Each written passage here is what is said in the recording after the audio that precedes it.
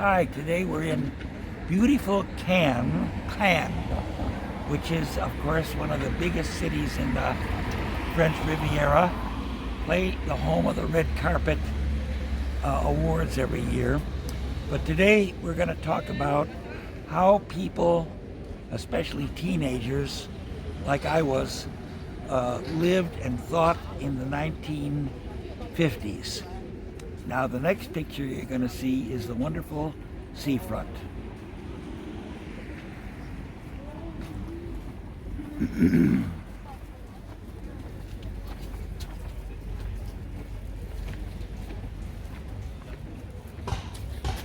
Now, I think this is named after Stephanie of Monaco. Have a look. Slow, always go slow. Ooh, and there comes the sightseeing bus. Well, anyway, the question raised by one of our, oh boy, we're up to 19 fans now on geometrical progression. We started with one and we're 19 times bigger. If we can do 19 times, 20 times increase every week, boy, we'll be up to our 10 million viewers in no time, maybe by 1,000 years. Okay, getting back to our story. So the question is, what were teenagers thinking in the 1950s when I was a teenager? Well, we certainly didn't have feminists in those days. Nobody ever heard even that word. And woke was 50 years away too. But what we did have at that time is kind of an awareness of Sigmund Freud's momentous discoveries.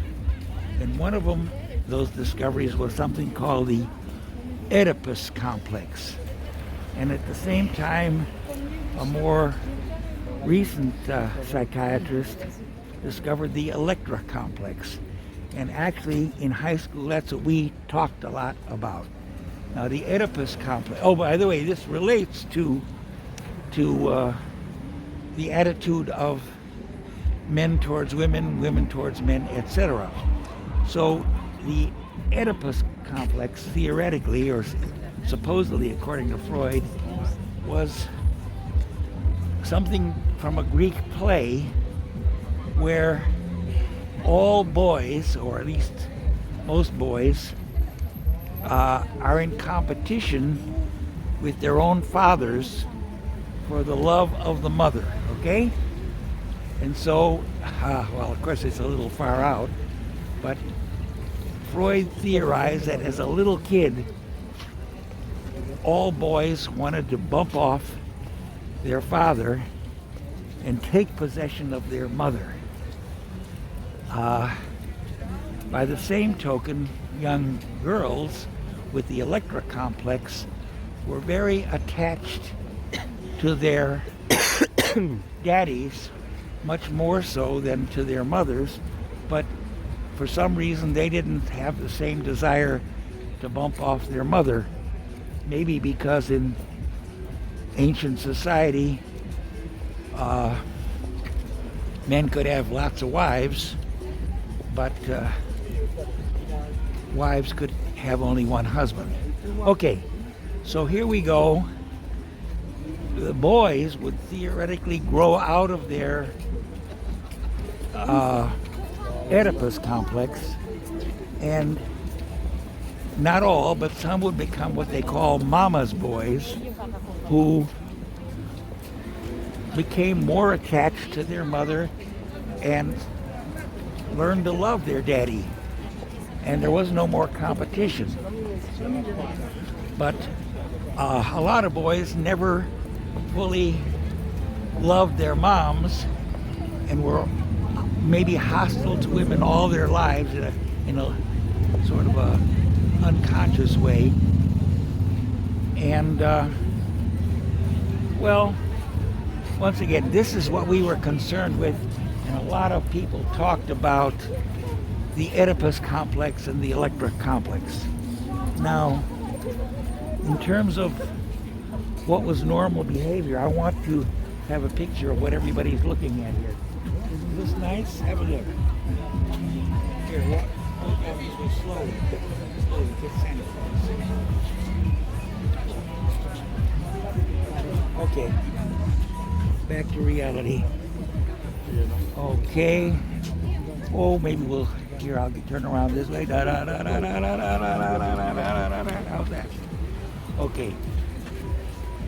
So, now we're going to get into the present day. I just heard a story that was a famous noodle company. Should I mention the name of the noodle company? Or okay, Barilla Noodles. Probably the biggest maker of pasta in Italy. And their publicity and their ads always showed a nice Italian family, usually at a holiday, enjoying pasta, spaghetti and ravioli and 1,000 different kinds of noodles that Italians love.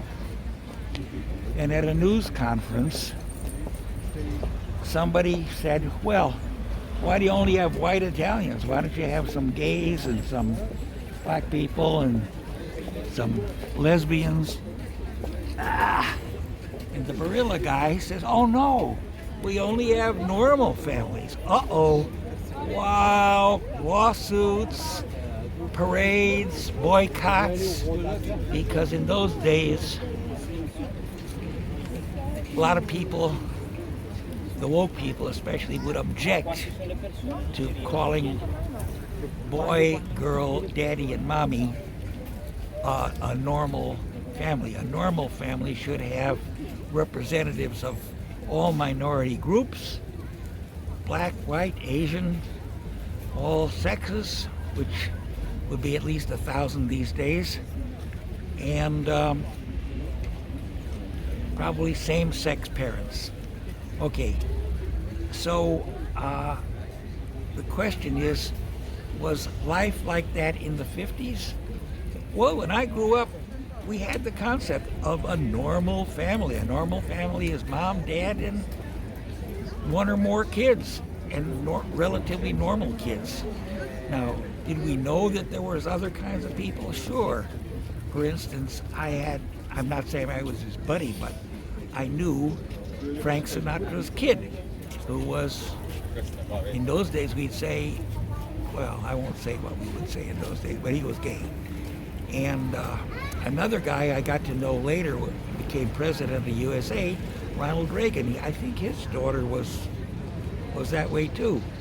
So in the 50s, we knew gays and lesbians and bisexuals, and we certainly heard a lot about them, but it wasn't something we were obsessed with. And so what was life like there? That just wasn't on our radar to talk about it or to worry about it. And as to feminists, well, I remember most girls in the class didn't want a career. They wanted to get married, have a nice big wedding, invite all their friends, marry a wealthy guy, preferably doctor, second choice dentist, but fifth choice is accountant. But if a woman wanted to have a business, there were plenty of women who had small businesses, restaurants or makeup salons or even chains. But I do remember that as far as I could tell, there were no such thing as a CEO, that is a head of a big company. They were all men. And the word glass ceiling did exist in those days. If you were a woman, or a minority for that matter, and you worked for a big company, the odds are that you would never be the head of the company.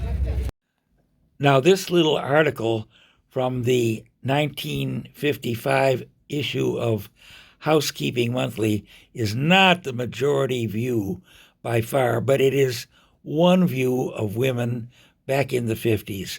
Have a look and hit the pause button so you can read it. Now, it turned out that when I graduated high school, I was friends with a black guy, and in those days they were called the way they used to be called colored people when I started high school, but by the time I finished, it was Negro. And then, what was it after that?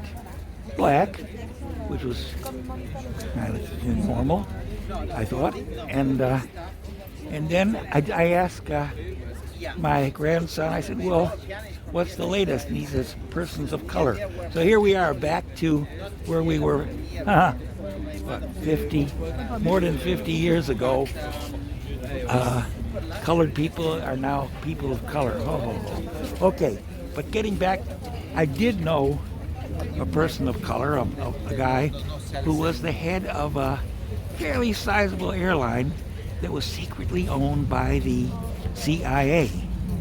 And he was a friend of mine, about 10 years older, and he once confided in me, he said, hey, you know, I'm part of this new program. You know, you have to let people like me into Harvard, you have to give us preference, and that's why I was chosen by a government agency to run an airline. I think he was a competent guy. He did a very good job of running that airline, although I must say, when he told me what they were transporting from Vietnam to the USA, I thought that was a little bit strange and illegal, but that was a scandal that came out later. Okay, so to wind up our story for today, the women and the girls, oh, by the way, that's another thing. I told you I was pals with Cher Height. Once I said to the girls of my day, oh, she got out, boy, she could have killed me. You don't say girls anymore, you say women. Well, you know, to me, that's a compliment. You know, when a 60-year-old lady says, hey, I'm going to go play cards with the girls, what a big deal. In any event, the girls or women of the day, most of them didn't aspire to be head of a major company, and I don't think they do today either, but that seems to be a feminist goal, to have at least half the heads of big companies be women. Okay, fine, I have no objection to that. Now,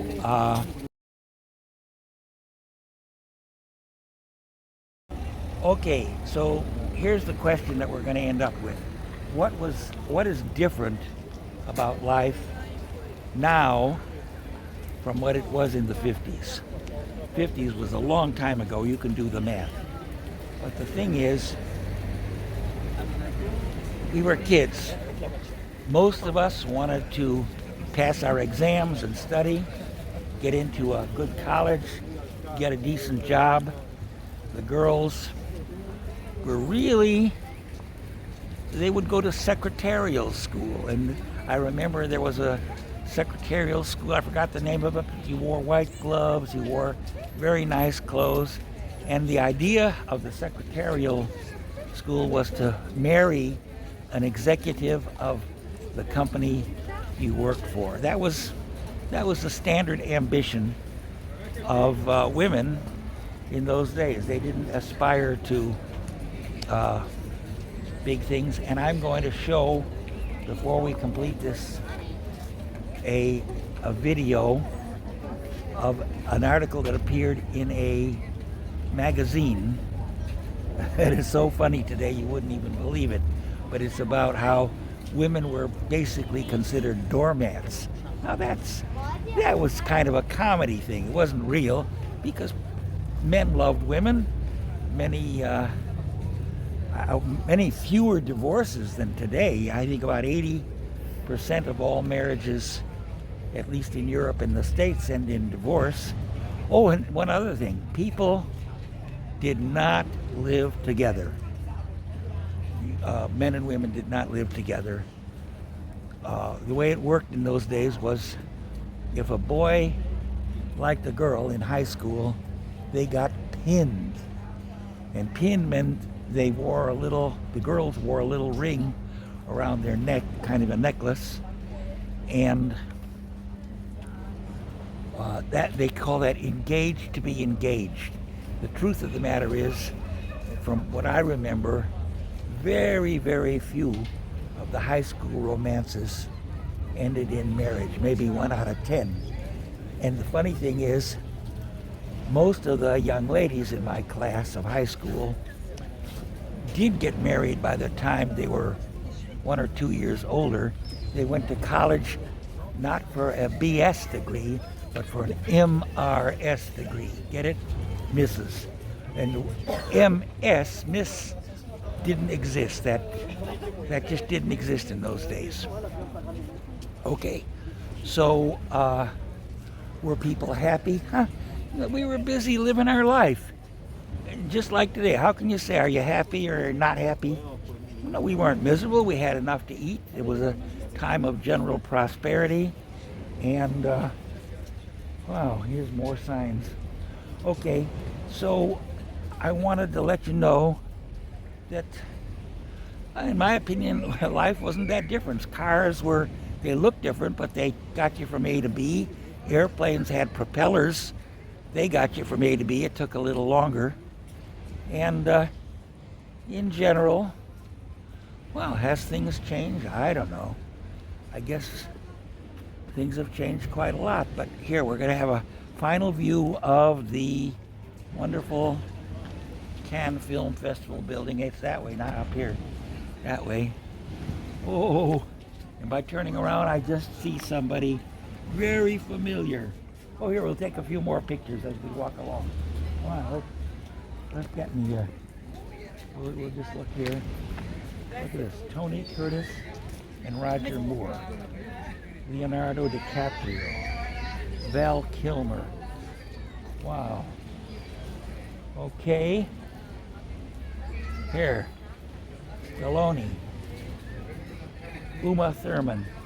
So these are all the people who got Academy Awards here.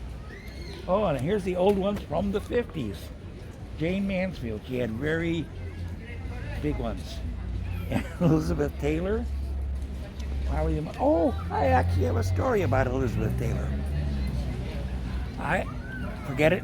All right, it's too, we're running out of, we're over time here, so I'm going to say goodbye, Raquel Welch. We loved you in the 50s. We still do if we're my age. And goodbye, audience. See you later. I already said goodbye, but I can't resist letting you see this beautiful Christmas tree in Cannes. They haven't lit it up yet, but here it is.